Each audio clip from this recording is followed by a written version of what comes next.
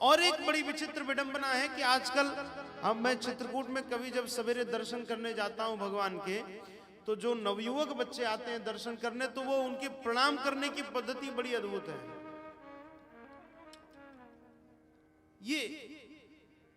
ये पता नहीं कहां से संस्कृति का ह्रास हो रहा है। हमारे यहां साष्टांग प्रणति की परंपरा है, धरणी पर स्पर्श करने की परंपरा है, चरण स्पर्श करने की परंपरा है। पहले चरण को प्रणाम करते, पहले तो धरती पर सिर रखकर प्रणाम करते थे, फिर चरण छूने लगे, फिर धीरे धीरे घुटना छूने लगे, फिर घुटने से अब तो धीरे धीरे कटी पर स्पर्श करने लगे। अभी एक दिन मैं यहाँ पर 3 जनवरी से तो मैं गया, गुरु जी ने मुझे यहाँ भेज दिया था व्यवस्थाओं को बनाने के लिए, तो मैं आ गया था।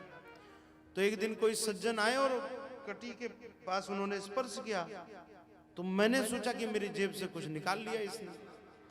अब मैं बार बार जेब में हाथ डालूं तो जेब में जो रखा था वो यथावत है। तो मैंने उनसे कहा कि आपने कुछ जेब से निकाला क्या? बोले नहीं नहीं, प्रणाम किया महाराज जी। मैंने कहा ये कोई प्रणाम करने का स्थान है?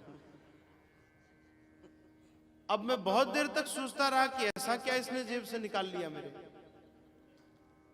और अब वो परंपरा भी खत्म होकर अब ये परंपरा नहीं है, ये विकृति है। संतों के पास जब भी जाएं, गुरुदेव के दर्शन आप जब करने आते हैं, तो हम सब आग्रह पूर्वक कहते हैं कि माता जी चरण से दूर से नीचे ही प्रणाम करिए, धरा पर अपने मस्तक को झुका करके, तभी महापुरुषों की चरण धूलि मस्तक पर आएगी ना। चरण धूलि तो तभी मस्तक पर लगेगी, और जब तक वह चरण धूलि मस्तक पर नहीं लगेगी तब तक भाग्य की रेखाएं जो बिगड़ी हैं वो बनेंगी नहीं। माथे की रेखाओं को सही करना है तो महापुरुषों के चरणों की धूलि को अपने मस्तक पर स्पर्श कराइए, लगाइए।